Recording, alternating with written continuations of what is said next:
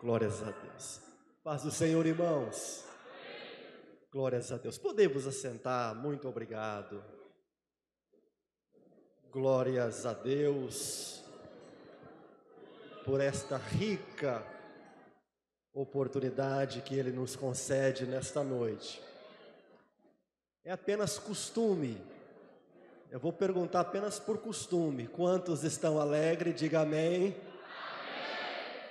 Meus irmãos, eu estou muito alegre em poder estar aqui, mais uma vez nesta cidade, mais uma vez nesta igreja. É um prazer imenso poder rever Pastor Jairo, todo o corpo de obreiro e irmã Miriam, estou vendo aqui, Deus abençoe, é uma honra.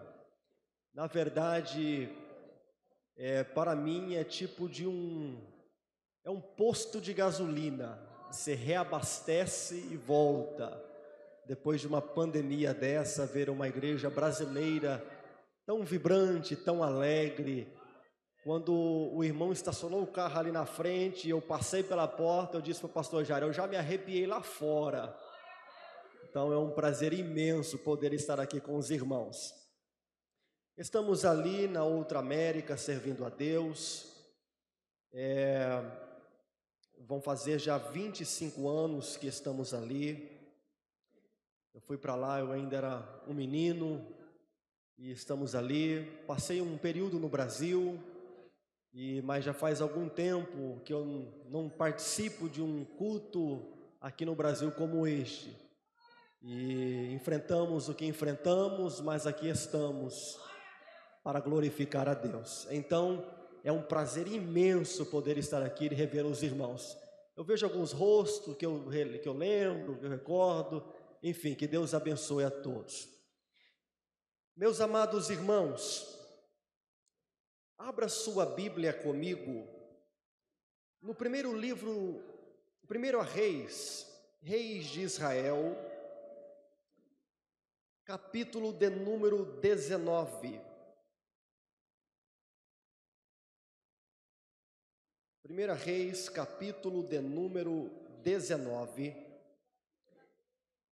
Esta semana, estava meditando um pouquinho na palavra de Deus e eu estava preparando algo para um outro lugar, uma outra data, e Deus revelou para mim esta palavra e vindo para cá, senti fortemente que era para hoje.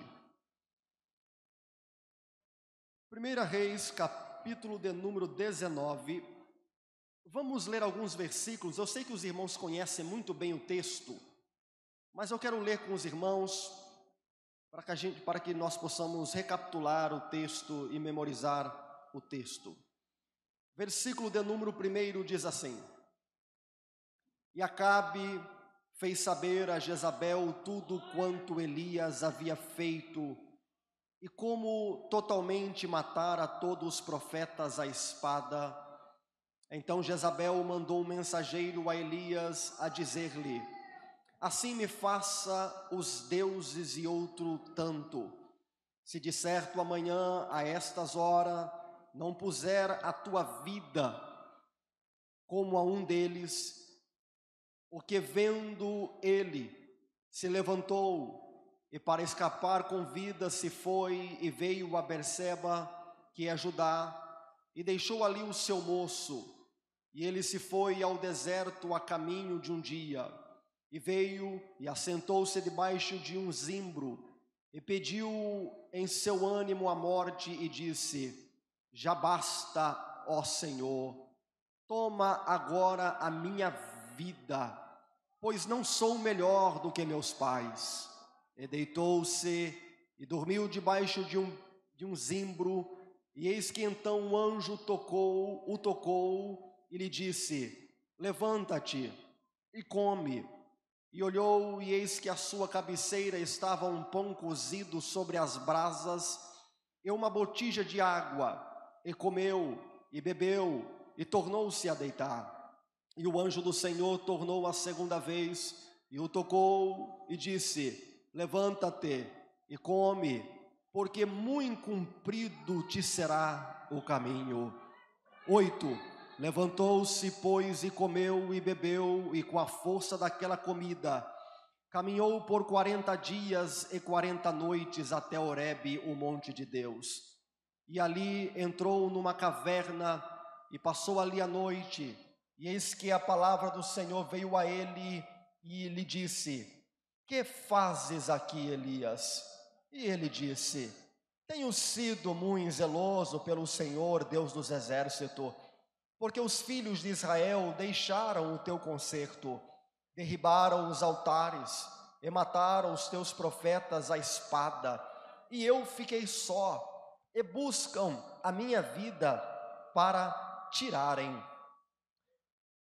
E ele lhe disse: sai para fora e põe-te neste monte perante a face do Senhor. E eis que passava o Senhor como também um grande e forte vento, que fendia os montes e quebrava as penhas diante da face do Senhor. Porém o Senhor não estava no vento. E depois do vento um terremoto, também o Senhor não estava no terremoto. E depois do terremoto um fogo, porém também o Senhor não estava no fogo. E depois do fogo uma voz mansa e delicada. E sucedeu que, ouvindo a Elias, envolveu o seu rosto na capa e saiu para fora e pôs-se à entrada da caverna. E eis que veio a ele uma voz que dizia: que fazes aqui, Elias? Amém e amém. Meus irmãos, é um texto extremamente conhecido, mas que serve de lições. Tem muitas lições aqui para os dias em que nós estamos vivendo. A nossa guerra não é contra a carne nem contra o sangue. A nossa batalha, ela não mudou. Ela não é contra a carne e contra o sangue. A nossa guerra continua sendo contra as forças enganosas do mal, contra o império das trevas, contra o inimigo. A nossa batalha continua sendo contra o pecado, que insiste em querer viver dentro de nós. A nossa guerra é contra o pecado diariamente que tenta dominar o nosso corpo, a nossa mente, o nosso coração. O pecado, ele não apenas opera no mundo aí fora, em um mundo distante, nas mídias, entre os astros do cinema, entre os atletas, entre a fama. Não. O pecado, ele insiste em querer arruinar o nosso coração, a nossa mente, a nossa alma, o nosso corpo. Porque nós ainda vivemos em uma natureza pecaminosa. Deixa eu lhe falar algo. Você não é tão bom quanto você acha que você é. E você também não é tão santo como você acha que você é. Existe um mal diariamente que tenta dominar a nossa vida. Aqui não existe super-homens. Aqui não existe super-mulheres. Aqui não existe ninguém com uma asa nas costas, com uma orelha na cabeça, clamando que ele é santo. Não. E nem tampouco vivemos como aquela velha história daqueles filmes antigos da Alice nos Países da Maravilha. Estamos em um campo minado de guerra. E uma das maneiras principais e uma das ferramentas do inimigo para acender, para mexer na carne, para mexer em nossos sentimentos, para infiltrar na nossa natureza pecaminosa e assim fazer com que pecamos contra Deus, é através das nossas emoções. Repito, é através das nossas emoções. Sim, o inimigo usará as tuas próprias emoções para fazer você pecar contra Deus, para fazer você pensar algo má contra Deus, para você agir de uma maneira errônea, errada contra Deus. Então sim, meu amigo e meu irmão, o inimigo, ele usa as nossas próprias emoções para nos destruir. Então, é importante lembrarmos, é importante estudarmos, é importante entendermos as emoções, para que possamos lutar com mais eficácia, e sabermos quando é que Ele está nos tentando, mexendo conosco, mexendo nas nossas emoções, para fazer com que venhamos desistir da batalha e desistir da guerra. Escute com muita atenção. Deus, Ele projetou as nossas emoções para serem como um termostato, para ser como uma medida, e não para ser um guia. As suas emoções não podem te guiar diariamente, porque senão você vai correr muito perigo. As emoções, elas servem como um termostato, repito, como um termostato. Elas foram feitas como uma informação, como uma orientação, como uma janela, para que você possa entender um pouquinho sobre você mesmo. Eu, durante alguns anos agora, principalmente esses últimos 2 anos, diariamente vinha um casal com algum problema, e esse casal, às vezes o marido olhava para mim e dizia assim: pastor, eu estou adulterando, eu pequei contra a minha esposa, porque a minha esposa, ela não me dá carinho, ela não me dá amor, ela não me mostra aquele afeto, mas eu encontrei ela é tão gentil, ela é tão amorosa, ela é tão carinhosa, ela me diz que me ama, ela diz que é apaixonada por mim, elogia a minha boca, os meus olhos, e elogia tudo. Ou seja, emoções enganosas que mexem com o coração e faz você entrar em um lamaçal de pecado no mais baixo nível. É por isso que emoções como medo, raiva, deleite, afeto, alegria, são muito, mas muito importantes dentro da Bíblia. Esses sentimentos revelam o coração, ele abre o seu coração, ele revela o seu coração, ele revela quem você ama, em quem você confia, em quem você teme.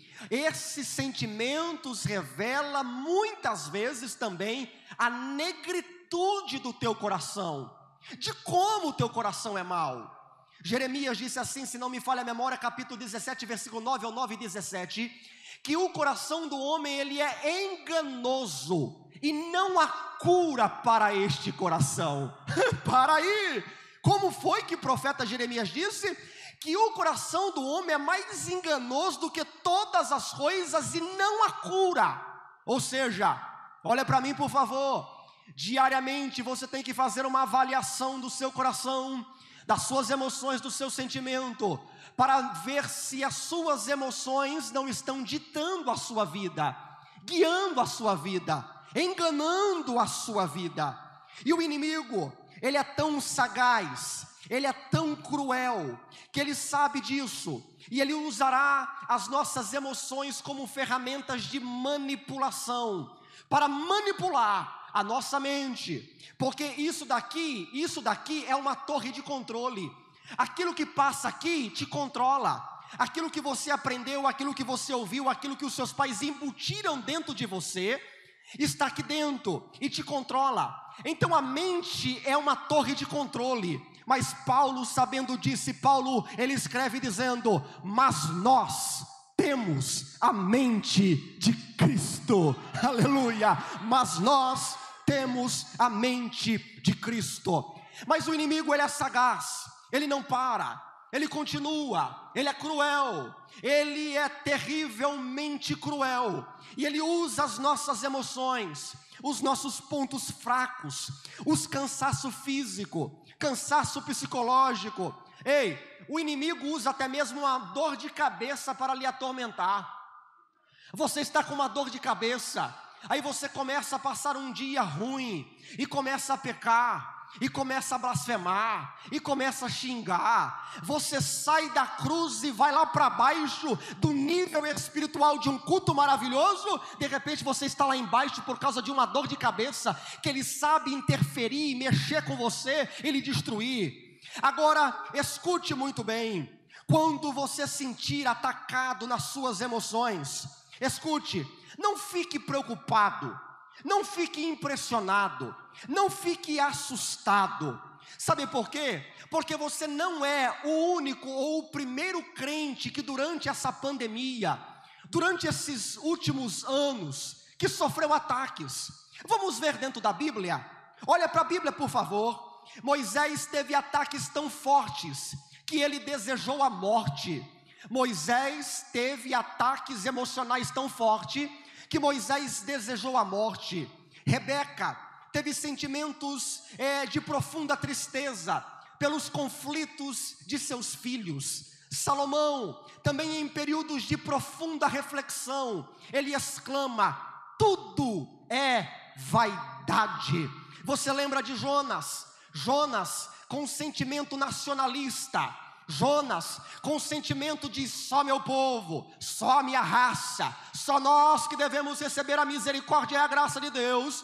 Jonas entrou em um sentimento de raiva.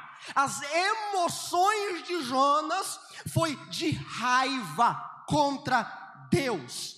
Paulo teve momentos tão turbulentos, e ele teve momentos exaustos pelas tribulações da vida. Então não é apenas você que cansou durante um período, não é apenas você que esteve exausto durante o período. Moisés cansou, Jó cansou. Sabe qual é o capítulo mais melancólico da Bíblia? É o capítulo 3 de Jó. Jó, ele perde a família, Jó, ele perde o dinheiro, Jó, ele perde a saúde, e agora o inimigo quer mexer até mesmo no emocional de Jó. Vejamos o capítulo 3 de Jó. Jó sofrendo ataques. Olha o que Jó disse. Depois disso, Jó abriu a boca e amaldiçoou o dia do seu nascimento. E olha o que Jó disse: pereça o dia do meu nascimento, e a noite em que disse: nasceu o menino. Transforme-se aquele dia em trevas, e Deus lá do alto não se importe com ele, nem resplandeça a luz sobre ele. Jó estava tão mal, que Jó disse: maldito é o dia do meu nascimento. Mais ou menos assim. Se Jó tivesse nascido no dia 3 de setembro, ele estava dizendo: maldito é o dia 3 de setembro, por que eu nasci? Que o dia do meu nascimento não seja incluído entre os dias do ano. Deus, apague do calendário o dia do meu nascimento, apague o dia 3 de setembro, apague por completo, nem faça parte de um dia dos meses. Seja aquela noite estéril, e nela não se ouça os brados de alegria, porque eu não nasci, eu não morri ao nascer, e não pereci no ventre de minha mãe. Jó estava dizendo: porque aquela parteira me pegou no colo, porque a minha mãe me pegou no colo, eu deveria ter morrido naquele dia, não era para mim ter sobrevivido. Eram os sentimentos de Jó de aflição. Jó, ele ainda disse assim: não tenho paz, não tenho tranquilidade, nem descanso, eu só tenho inquietações. Agora, sabe o que eu amo da Bíblia? É que Deus, ele é o autor perfeito. Eu vou repetir: Deus, ele é o autor perfeito. Eu sou amante de biografia, e às vezes eu pego uma biografia para ver, eu leio assim, eu falo: meu Deus, esse homem aqui era perfeito. Eu me lembro quando eu tinha 17 anos de idade, peguei aquele livro Heróis da Fé. Eu trabalhava com um irmão, ajudando um irmão cortando árvore lá nos Estados Unidos, e na hora do almoço eu peguei e fui para dentro do carro, abri aquela parte de John Wesley e comecei a chorar. Eu disse: por que eu não sou como este homem? Olha que vida, olha que impacto, impacto, olha que dinamismo. Aí os anos se passaram, eu fui ler a história completa de John Wesley, e eu pude entender que se eu fosse igual John Wesley, eu nem esposa teria mais, porque ele teve inúmeros conflitos dentro de casa. Sabe o que é isso? É a graça de Deus sobre a nossa vida. Você não é super-homem. Moisés não foi super-homem, Jó não foi super-homem, Salomão não foi super-homem, Jó não foi super-homem, Jonas não foi super-homem. E Deus às vezes nos abate para entendermos que a graça dele, é a graça dele que nos levanta e nos capacita para continuar a jornada. Aleluia! Você está entendendo? Diga amém. Você está entendendo? Diga amém.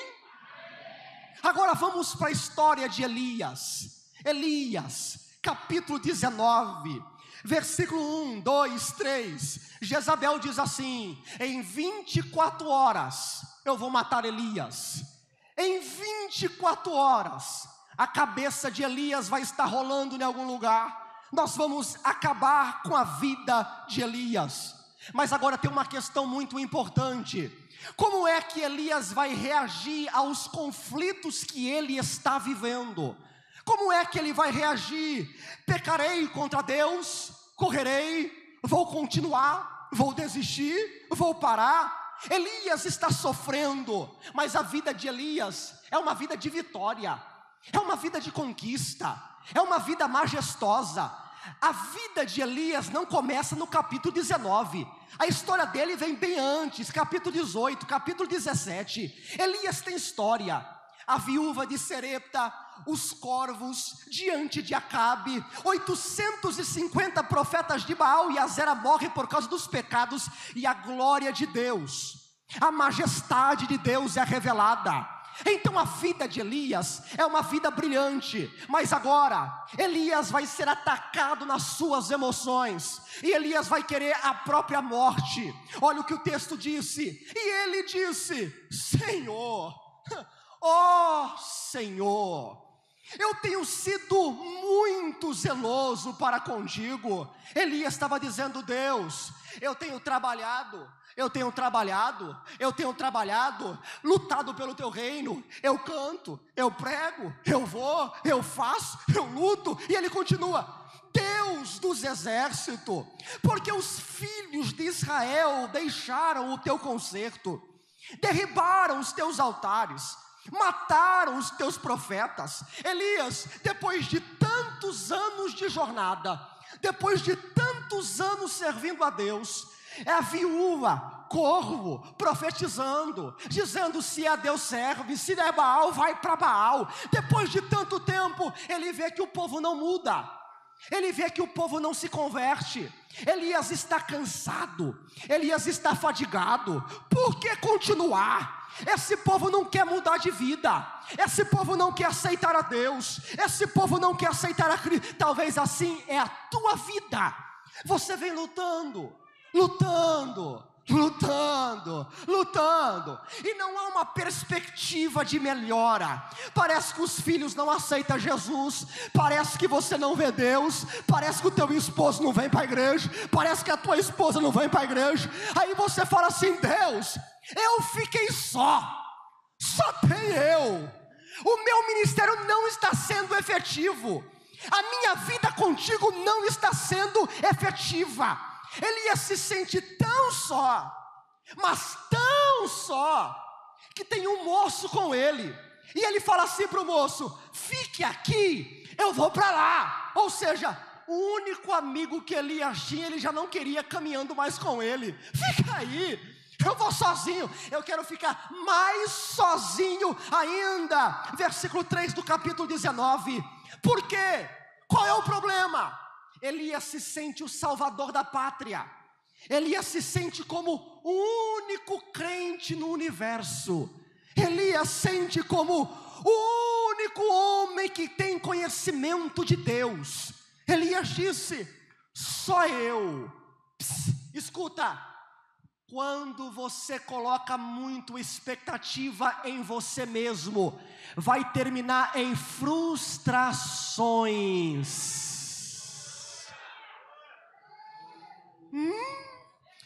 Quando você coloca muita expectativa sobre você mesmo, vai terminar em emoções aflitas, amarguradas, sem esperança, sem vida. Tudo que Elias viveu não foi baseado na força de Elias, foi baseada no Espírito de Deus que vivia na vida de Elias. Tire a expectativa de você, tira o poder que você acha que tem aqui, diga a Deus, é a tua graça, é o teu poder.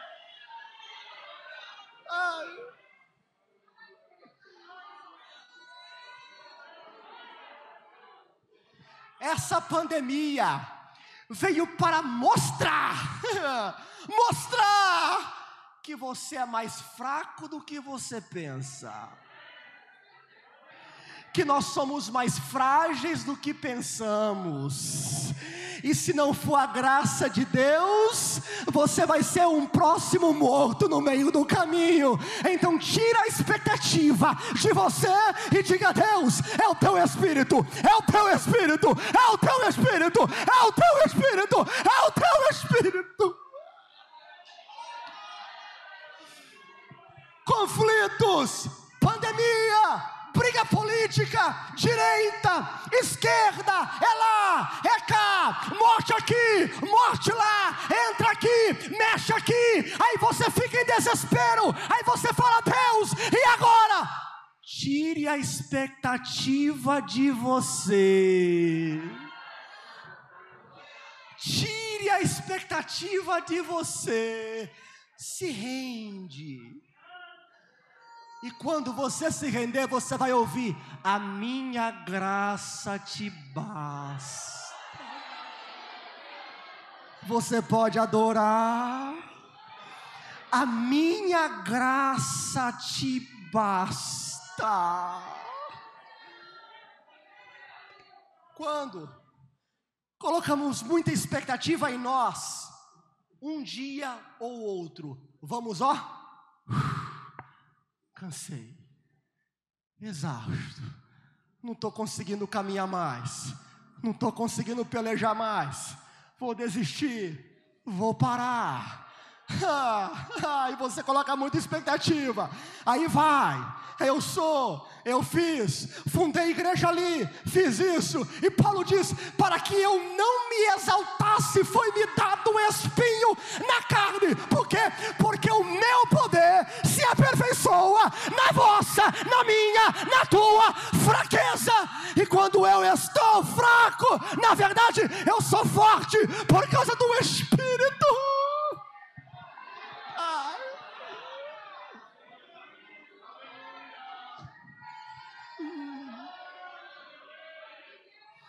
Você está entendendo? Elias, qual é o problema? Vamos parar para pensar aqui um pouco. Quantos milagres Elias viu, ouviu e presenciou? Elias viu muitas coisas de Deus. Elias viu coisas extraordinárias. Mas Elias está cansado.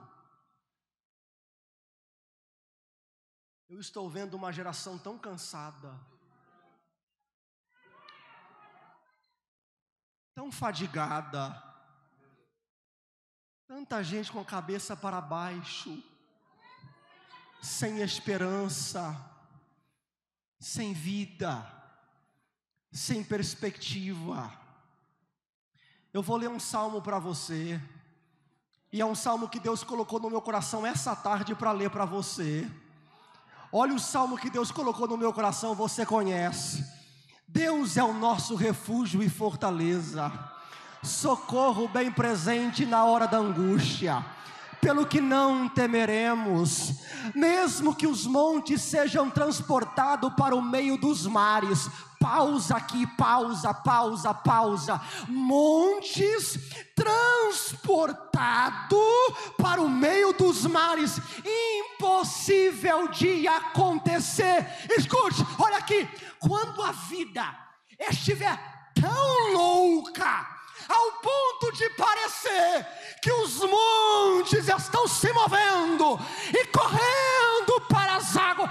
Quando a vida parece tão insana, tão louca, tão sem razão, tão sem motivo, não tema, o Senhor dos exércitos está conosco, o Deus de Jacó é o nosso refúgio. E tem mais, está triste?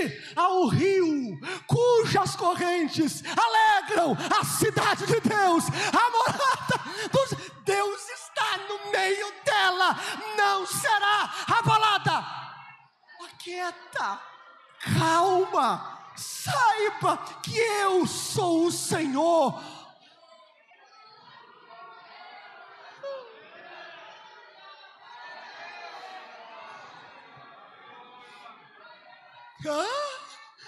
Quando a expectativa está em você, você vê a vida louca, você se desespera.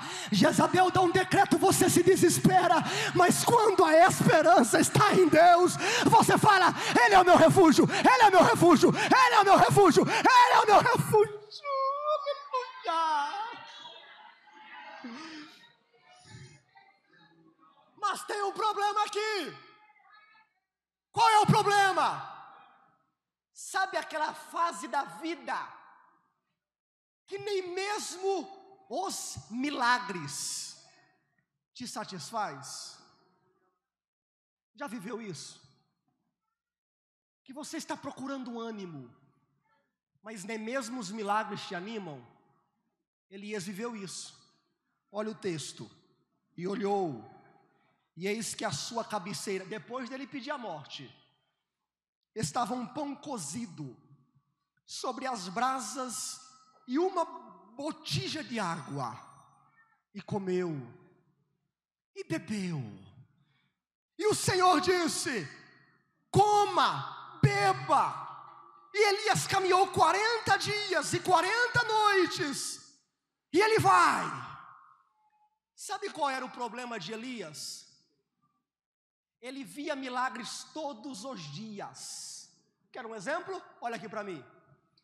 Imagine pastor Bruno Andrade, cria um altar aqui, e aí eu faço uma oração assim: Deus de Israel, para que esse povo aqui em São Miguel saiba que tu és Deus, e que eu sou teu servo, faça cair fogo do céu agora. Aí de repente, ó, o que queria acontecer aqui? Alguém, meu Deus, é Deus, é Deus, é Deus, é Deus, é Deus, é Deus. Não aconteceu isso na vida de Elias.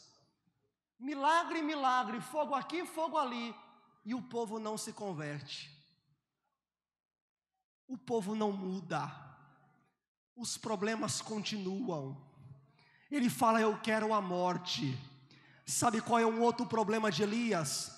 É que Elias, ele queria ver onde ele iria chegar, e ele estava com a fé meio aqui balanceando. Deixa eu te explicar mais ou menos como. Elias, ele queria ter a perspectiva em saber onde ele iria chegar. Agora, fé e razão, ela não combina. É mais ou menos assim: Deus olha para você e fala assim: pastor Bruno, pode dar o próximo passo com os olhos fechados.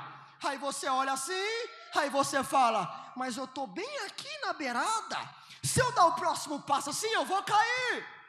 Aí Elias, ele quer ver as coisas, ele quer ter uma perspectiva, como vai ser o amanhã. E fé não é assim. O que é fé? É você estar na beirada e Deus falar assim para você: dê o próximo passo. Como é que você vai dar o próximo passo? Aí Deus fala: fecha os olhos. Aí você fecha os olhos. Aí você fala assim: Deus, eu vou dar o próximo passo. Aí quando você vai dar o passo, você faz assim, ó. Oh, não. Elias, você não tem que ver o amanhã, eu que já estou vendo por você.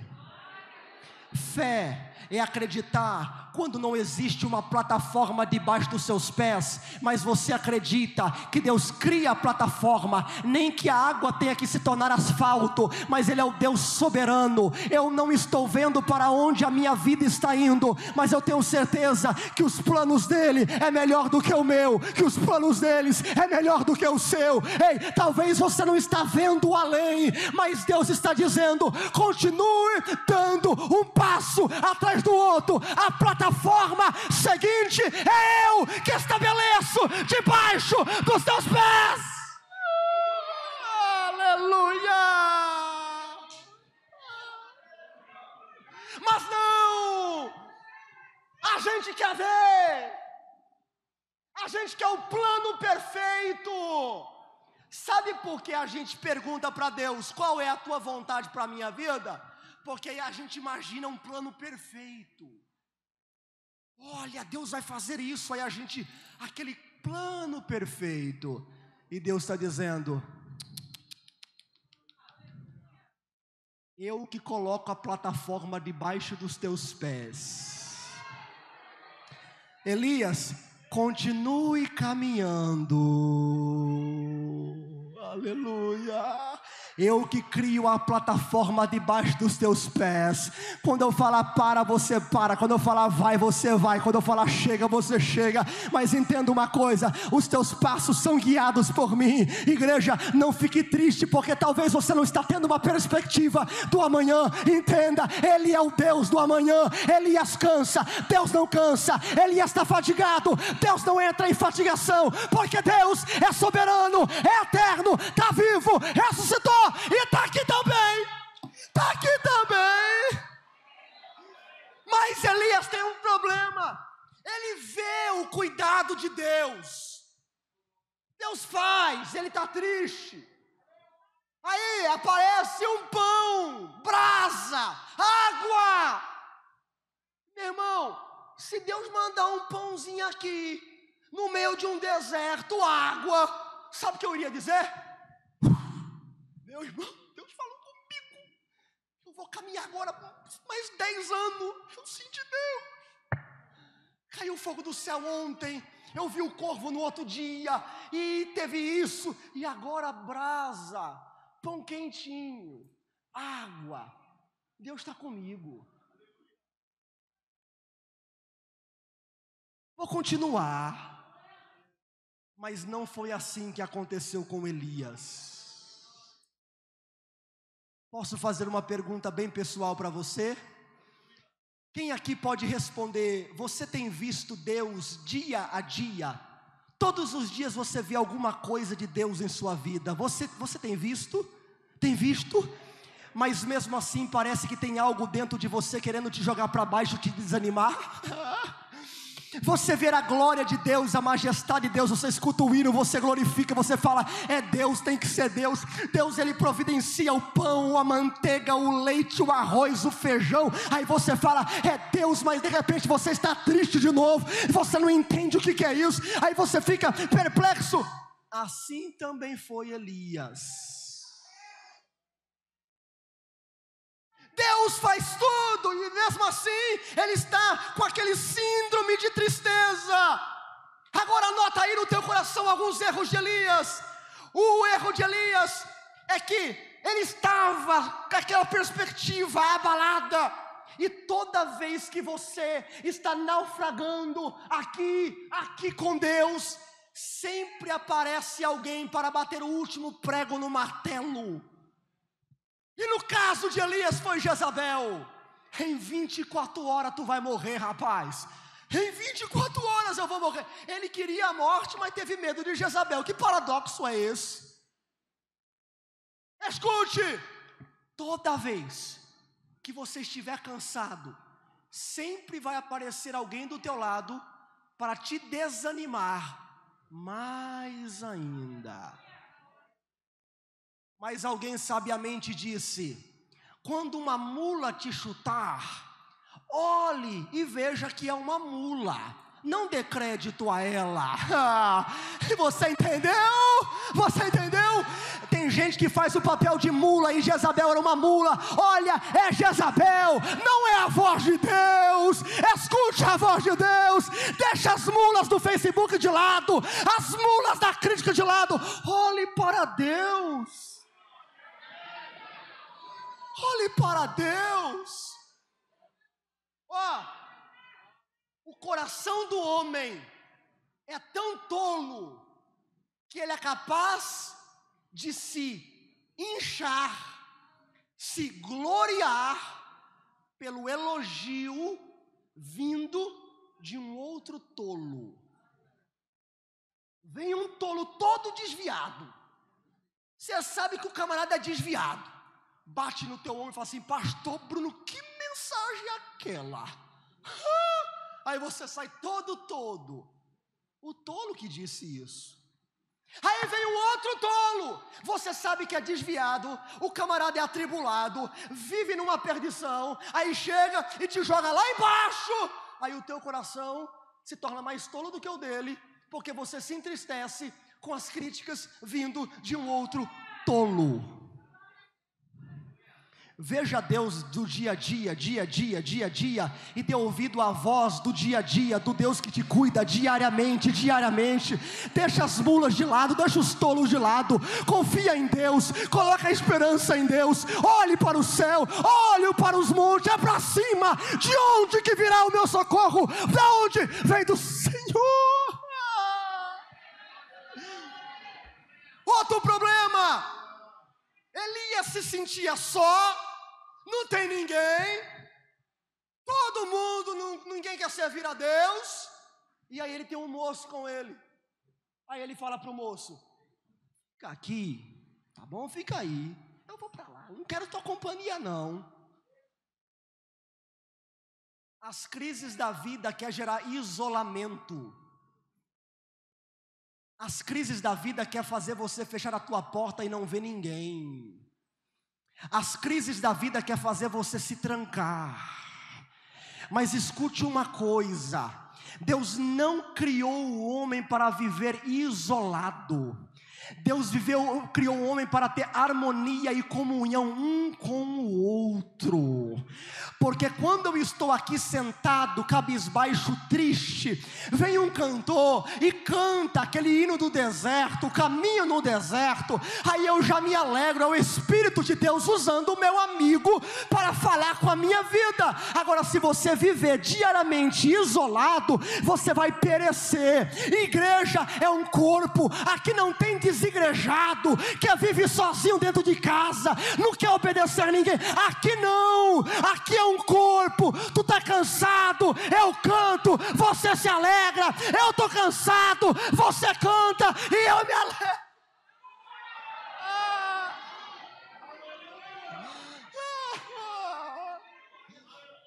Estava vindo para cá conversando com o irmão Ronaldo, e aí a gente conversava sobre avião. Um avião tem 10.000 peças, nenhuma peça voa sozinha.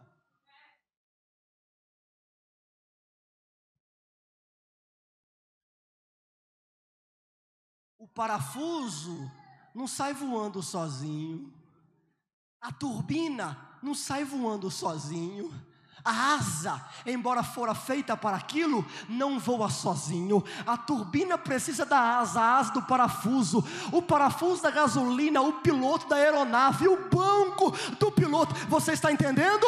Nós somos um corpo, nós somos uma igreja, nós somos eleitos de Deus. Aqui é união, aqui não existe isolamento dentro de casa, achando que o mundo já acabou. Aqui é um povo reunido, olhando para o céu e voando, voando nas asas do vento, voando na graça, voando no conhecimento.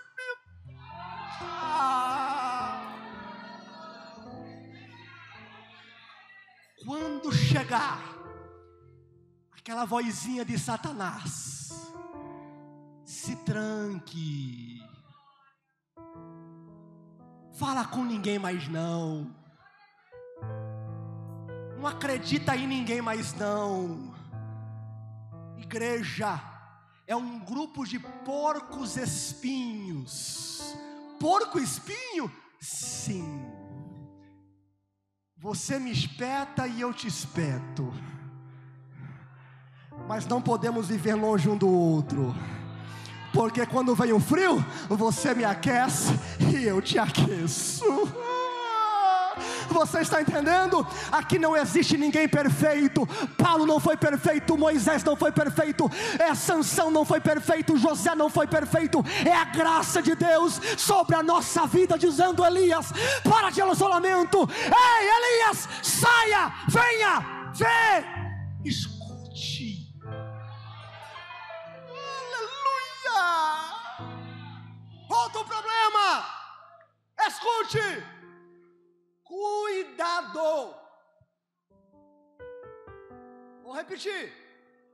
Cuidado com os altos e cuidado com os baixos. Tem gente que após o sucesso espiritual, ele se aflora, ele cresce. E o inimigo conhece a tua segunda-feira. O inimigo conhece o outro dia. O dia que você estará mais vulnerável para pecar é após o fogo de um congresso. Você está lá em cima. Agora tem gente que quando ele está lá em cima, ele quer subir mais. Já outros, cuidado com a profundidade, porque Elias estava lá em cima, de repente lá embaixo. O buraco sempre pode ficar mais fundo. O buraco sempre pode ficar mais fundo. Então diga a Deus: eu não quero cair, eu não quero me gloriar, eu quero a tua graça.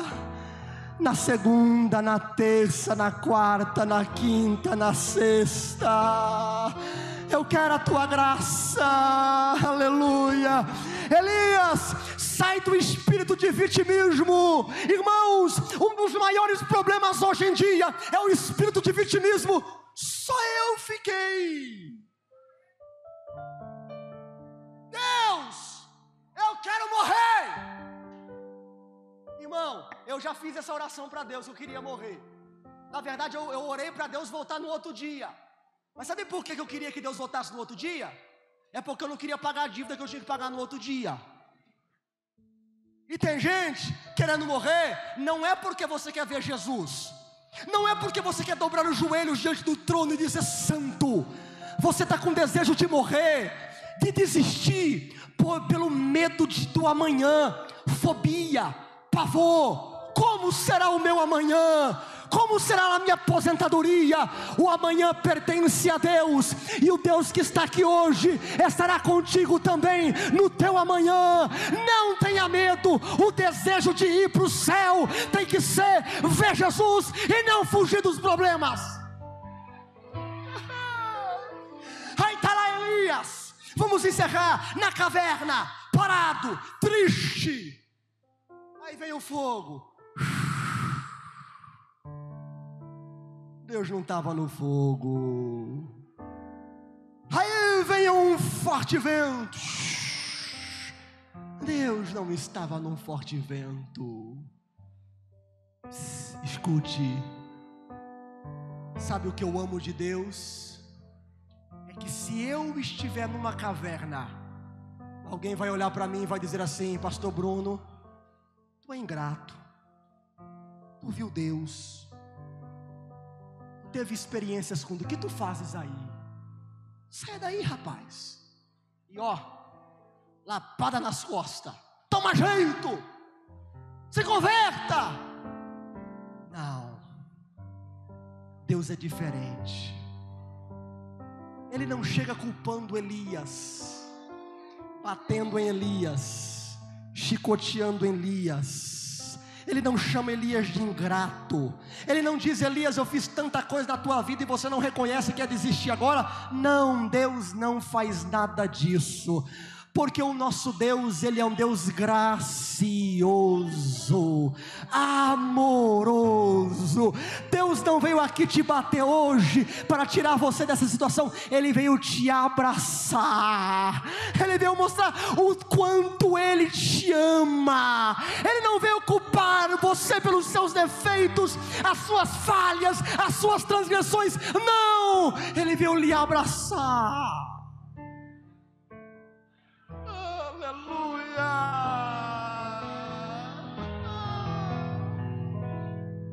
Aí vem o trovão, não, Deus não está lá. Aí vem o fogo. Elias já viu muito fogo na vida. Elias já viu ventos. Elias já viu terremotos, raios. Ele viu tudo isso. E talvez você aqui hoje, você já tenha visto tantas coisas de Deus,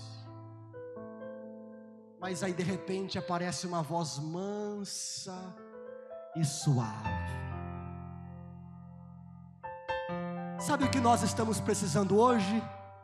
Da voz mansa de Deus, nos abraçando e dizendo: não é hora de parar. Aleluia, é hora de continuar, não é hora de desistir. Alguém me perguntou: pastor Bruno, qual foi a tua maior experiência com Deus? Eu disse: foi a última. Eu estava tão aflito um tempo atrás, eu entrei dentro do lugar que eu estudo, dobrei o joelho e disse: Deus, nem orar eu sei, nem ler a Bíblia eu consigo. Deus, o que passa comigo? De repente eu senti o abraço de Deus, aonde eu estava, foi tão majestoso, foi tão gostoso, que eu me levantei e eu disse: não é tempo de parar, é tempo de voltar a voar nas asas do vento.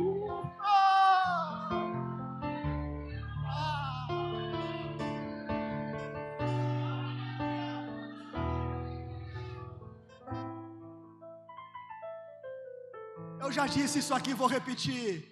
A palavra é o Shaddai, Shaddai. Depois você vê no Wikipedia, a palavra Shaddai se deriva de uma palavra chamada Shed. Shaddai, Shed.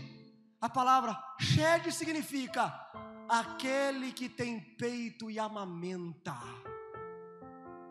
Tu está dizendo que Deus tem peito e amamenta?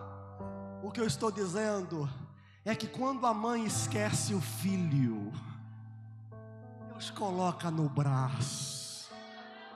É que quando Elias está cansado, com as emoções à flor da pele, Deus coloca ele no braço e fala: Elias, eu te amo, Elias.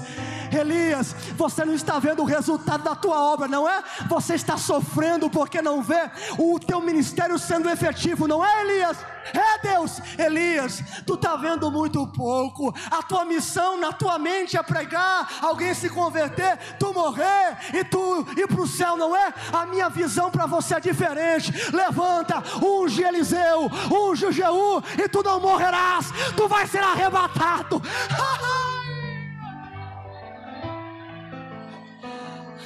Nossa visão é muito pequena. Você fica triste por isso. E Deus está dizendo: calma, meu filho, eu tenho muito para fazer. Aleluia. Essa pandemia não veio para te matar, ela veio para você reconhecer a sua dependência de Deus. Essa pandemia não veio para te ferir, ela veio para você reconhecer mais e mais a sua necessidade por Deus. Este sofrimento temporário não veio para te jogar numa caverna, nem mexer com as suas emoções como Jó. Veio para você olhar para o céu e dizer: eu sei que o meu Redentor, Ele vive, e por fim, Ele se... Meu Deus!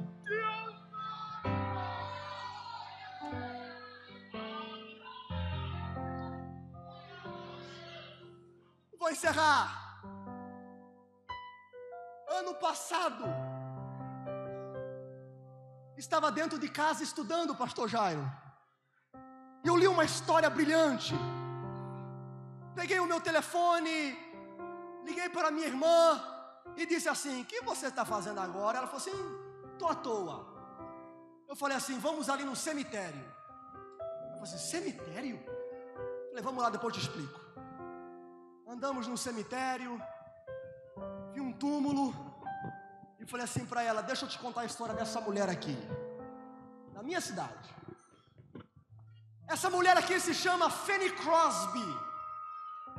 Essa mulher, quando ela tinha 3 semanas de vida, o médico foi fazer um tratamento no seu corpo, colocou um medicamento errado nos seus olhos e ela ficou cega para o resto de sua vida, com apenas 3 semanas. Ela cresceu, aceitou a Jesus como seu Salvador, e ela começou a compor hinos, canções. Até hoje, ela é a maior compositora em inglês de todos os tempos. E ela escrevia, e alguém perguntou para ela: de onde vem tantas inspirações? E ela respondeu: eu não tenho os meus olhos. Alguém perguntou: mas o que os seus olhos têm a ver com inspiração? Ela disse: é que eu não tenho tempo para perder com qualquer coisa da vida. Eu nem sei se o meu marido é bonito ou é feio. Eu não tenho tempo para perder, essa cortina tá feia, tá suja, tá bonita. A única coisa que eu tenho para fazer é sintonizar com Deus. Aleluia! E ela escreveu tanto, que a editora disse assim para ela: escreve, mas não coloca teu nome não, coloca qualquer outro nome, porque o povo está cansado de ver só seu nome. E aí um dia ela colocou assim e cantou: canta minha alma, canta ao Senhor. Com 86 anos de idade, à beira da morte, alguém chegou nela e perguntou: Fanny Crosby, se alguém aparecesse com remédio e dissesse: chegou a solução para a tua vista, você quer a cura? Ela respondeu: não, porque a primeira e única coisa que eu vou ver na minha vida será o meu Jesus. Aleluia! Sabe o que é isso? O teu sofrimento te deixa mais sensível com Deus. O teu sofrimento te deixa mais sensível com a voz do Espírito Santo. Entra na igreja na benção, canta o hino 15, 291, 525. Você não chora, você não fala língua estranha. Entra na prova para tu ver. Entra na prova para tu ver. Hino 15, eu consigo, andei 88 anos ouvindo o hino 15, mas na prova,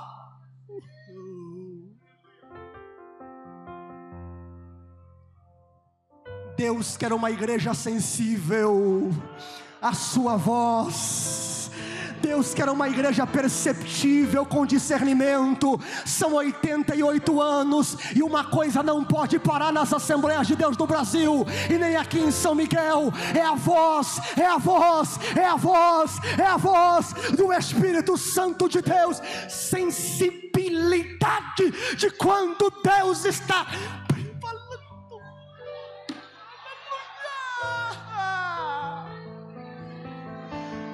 Fica de pé. Tenho permissão, pastor? Canta o hino. Fica de pé. Aleluia, aleluia, aleluia. Levante uma de suas mãos. Levante uma de suas mãos. Diga ao Espírito Santo: eu preciso ouvir a tua voz. Eu preciso ouvir a tua voz. Fala comigo, Deus.